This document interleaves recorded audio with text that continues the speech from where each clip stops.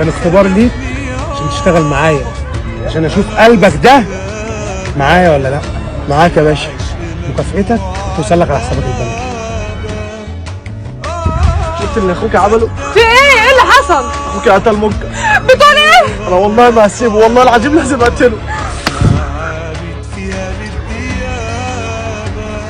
ايه ده يا عبيط؟ عايز تقتل اخوك؟ عشان انت قتلت اخونا الكبير.